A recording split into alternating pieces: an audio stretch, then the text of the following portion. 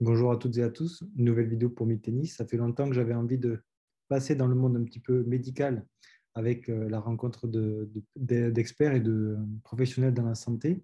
On part à la rencontre d'une joueuse de tennis qui est kiné aussi et qui va nous parler un petit peu de son métier et des pathologies qu'on peut rencontrer dans le monde du tennis. Donc pour nous, enseignants, c'est quand même quelque chose qui est important de savoir et d'entendre, évidemment, en partageant son expérience, son savoir et des conseils en termes de prévention des blessures qu'on pourra rencontrer nous en tant qu'enseignants. Allez, c'est parti. Donc bienvenue sur mon espace ancien en tennis. Merci. C'est avec plaisir que je t'accueille ici. Ça fait plaisir de voir une femme parce que malheureusement, j'essaye d'avoir un petit peu de parité, mais c'est pas facile. Donc, du coup, je suis ravi. Et on discutera peut-être, ouais, on va en parler sur la fin de la première partie de comment on a pu se rencontrer et arriver à cette interview-là, mais en tout cas, c'est une très bonne chose. Et donc, du coup, pour tout le monde, le sommaire à peu près. Première partie, on va parler, enfin, tu vas te présenter ton parcours perso, enfin, ta présentation perso et ton parcours pro. Ensuite, on parlera du mémoire que tu as fait lors de tes études sur les pathologies de l'épaule au service. Et dernière partie, on essaiera d'aider et d'accompagner les enseignants pour tout ce qui touche au traitement et à la prévention des blessures les plus connues dans le monde du tennis. Voilà. Parfait. Donc, je te laisse te présenter personnellement et après Je me on revient. présente. Ouais. Ok, du coup, moi, c'est Elsa. Je suis kiné depuis moins d'un an, donc jeune diplômée, et joueuse de tennis, toujours actuelle depuis mes 4 ans. Je joue au tennis depuis toujours, quoi. Ouais. Je suis 15 ans actuellement. Donc peut-être que tu auras l'occasion à un moment donné de passer le diplôme. Oui, peut-être. Pourquoi Ouais, pour pas? l'instant, c'est pas dans mes projets, C'est mais pas de- pourquoi pas, ouais, clairement. Après, j'ai le Ouais. temps, quoi. Ouais. Mais voilà. Et après, du coup, kiné depuis très peu. Je suis partie faire mes études en Espagne juste après le bac, donc j'ai passé un bac S. Mm. Et je savais que je voulais faire kiné et je savais aussi que je voulais partir en Espagne. Ça Ouais. me tentait beaucoup plus que de le faire en France. Et du coup, je suis partie de suite après le bac en Catalogne faire mes études. Et ça s'est super bien passé. Et j'ai beaucoup aimé déjà mes études en Espagne. Et je Mm. me suis vraiment rendu compte que je voulais faire kiné grâce au stage. Parce Ouais. que Ouais. forcément, la théorie, c'est une chose, mais la pratique, c'est vraiment différent. Mm. Et pendant mes stages, vraiment, c'était révélation. J'étais sûre que c'était ce que je voulais faire. Et je vois beaucoup, enfin, pas je vois, mais je sais que je l'ai pas mal de fois entendu. Les auditeurs nous diront peut-être si c'est le cas aussi. Moi, j'ai beaucoup entendu de personnes qui passaient des diplômes aussi dans la santé en Belgique aussi, tu vois. Oui, Et- ouais, ça existe aussi. Mais en Belgique, du coup, c'est au tirage au sort Ah ouais, l'inscription. Alors d'accord. qu'en Espagne, c'est sur dossier, donc bon, c'est un peu plus. Ouais, d'accord. C'est moins le hasard. Ok. Bon, en plus, C'est moins le hasard. du coup, pour en reparler, parce que ce métier-là, on peut y être amené, nous, en tant que joueurs ou en tant qu'enseignants, à Mhm. aiguiller les personnes vers ce métier-là. Mais ça consiste en combien d'années, tu vois, d'études, combien de temps ça a pris? Du coup, en Espagne et même en Belgique, c'est 4 ans. Hmm. Et en France, c'était 4 ans. Mais maintenant, comme il faut passer par la première année de médecine, donc le concours, il y Hmm. a un an de concours de médecine et ensuite 4 ans de kiné. Donc, Ah ça ouais, revient à 5 ans. ah Donc, c'est ouais. pour ça que là, depuis mars dernier, ça a été retenu en master kiné. Du Ah oui, coup, d'accord. c'est un master puisque c'est 5 ans d'études.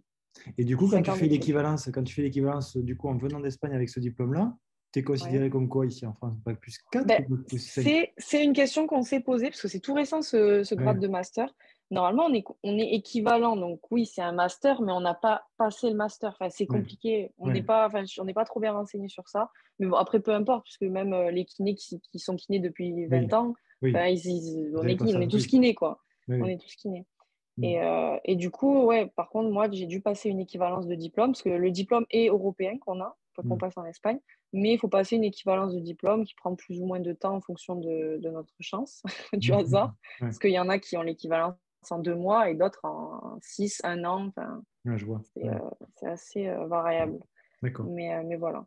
Moi, j'ai eu Hmm. la chance d'avoir mon équivalence assez rapidement, Hmm. et j'ai pu travailler, du coup, plus rapidement que certaines personnes de ma classe, quoi. Ouais. Et donc, du coup, là, au jour d'aujourd'hui, le travail, Alors là, du coup, je bosse dans une clinique à Montpellier, donc un SSR. Donc hmm. c'est surtout du post-opération, prothèse de hanche, prothèse d'épaule, Mhm. voilà, sur des personnes assez âgées.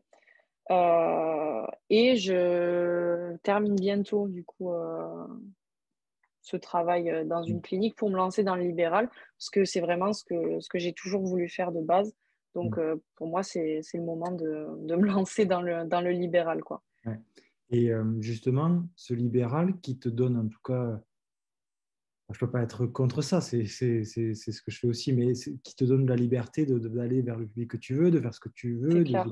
d'organiser comment tu veux. J'organise mon travail, oui. Et justement, tu as créé quelque chose qui fait le lien avec notre rencontre au final. Petit entracte pendant cette vidéo. Meet Tennis, en quelques chiffres, c'est plus de 2600 abonnés, 250 contenus gratuits, écrits et vidéos mis à disposition sur l'application, sur YouTube, sur la page Facebook et sur Instagram, des documents pédagogiques à télécharger et à consulter sur l'application Meet Tennis, et c'est plus de 300 000 vues. Meet Tennis, c'est aussi un groupe Facebook, communauté des enseignants Meet Tennis, sur lequel vous pouvez échanger, partager, débattre. Meet Tennis, c'est aussi une plateforme de formation en ligne dans laquelle vous allez pouvoir retrouver sur n'importe quel support, que ce soit sur ordinateur, sur tablette ou sur votre smartphone directement via l'application, si vous voulez que cette belle aventure continue. Donc je compte sur vous pour vous abonner sur les réseaux et donner un avis, expliciter les bienfaits qu'apporte Meet Tennis dans votre vie d'enseignant. En tout cas, c'est un plaisir de le faire pour vous, et c'est en partageant, en likant et en faisant grossir cette communauté qu'on arrivera à mener de nouveaux contenus encore plus riches, encore plus intéressants et encore plus utiles pour vous dans votre quotidien d'enseignant. Allez, on reprend la vidéo. On a créé un compte Instagram, du coup je partagerai des images en même temps qu'on parle là, mais super intéressant. Est-ce que tu peux nous parler un petit peu justement de cette création-là, d'où c'est venu, pourquoi tu as voulu faire ça et qu'est-ce que tu y partages dessus? Pas de problème. Bah, du coup, juste après mon diplôme, au final, j'ai voulu créer ce Instagram parce que je voulais continuer d'apprendre, même si le diplôme était obtenu, quoi, même si l'école était finie. J'ai voulu continuer d'apprendre, et donc je me suis dit pourquoi pas partager sur Insta en fait mes recherches d'articles, d'exercices, tout ce que je pourrais partager aux autres, et donc apprendre en même temps moi aussi, parce qu'au final j'échange du coup avec les autres kinés qui sont sur Insta eux aussi. Forcément on échange plus en étant entre kinés, quoi. Et donc c'est vraiment que du plus, et puis ça a de suite pas mal marché puisque j'ai créé ce compte Instagram en octobre. Et là, on est en février, et je suis à un peu plus de 5000 abonnés. Donc, c'est plutôt pas mal. Ça plaît, et moi, ça me plaît. Donc, pour l'instant, c'est que du Et du coup, positif. nous, pour la petite anecdote, on s'est rencontrés grâce à du temps perdu que je passais moi sur Insta. Finalement, le soir, je scrolle de réel en réel. Et là, je suis tombé sur un réel que tu as fait au sujet des ramasseurs de balles pendant l'ATP de Voilà. Montpellier. Ouais. Oui, j'ai fait un réel du coup sur l'échauffement des ramasseurs de balles, parce qu'il faut savoir que j'ai été ramasseuse de balles aussi. Ouais. J'ai été ramasseuse de balles pendant les 4 ans que j'ai pu le faire. Puis après, j'ai même fait formatrice des ramasseurs de balles à l'Arena de Montpellier. Et du coup, ça me tenait à cœur de parler aussi des ramasseurs, parce que ils sont un peu dans l'ombre, et ils méritent d'être un peu sur le devant de l'affiche, quoi. Sur les autres tournois, ils sont un peu dans l'ombre. Par contre, quand tu penses à Roland, j'ai l'impression que tu vois, là, par contre, ils sont vraiment bien valorisés, quoi. Et en plus, moi, j'avais un de mes élèves qui était très, très investi dans ça. Il avait fait des super années à Roland-Garros, dont la dernière où c'est qu'il peut faire finale. Et finalement, en fait, en faisant la finale de Roland, il a été sélectionné pour aller faire à Paris, au Rolex. Bercy. Voilà. Après, Oui, les meilleurs vont à Bercy. on lui a demandé aussi d'être présent lors de la finale de Coupe Davis. Donc, c'était Ah énorme. oui, Là, oui, mais c'est énorme. là, c'était J'ai eu énorme. la chance de ramasser à la Coupe Davis à Monte-Carlo. Ah ouais. C'est une expérience de dingue, c'est clair. Ah ouais, c'est ouf. Roland-Garros, pareil, c'est L'ambiance, c'est que du extraordinaire. plaisir. Mais C'est que du je bonheur. pensais, j'étais encore enseignant, que lui, il était ramasseur. Je lui dis, mais tu es sur le cours avec les meilleurs joueurs du monde. Ah oui. Je lui dis, mais tu notes tout ce que tu vois, toutes les petites mimiques, tout le comportement, mais note tout. Mais on peut pas trop regarder le match. Ouais, Ça, on c'est s'en rend pas difficile. compte. On est aux premières loges, Ouais. on kiffe, c'est clair. Ouais.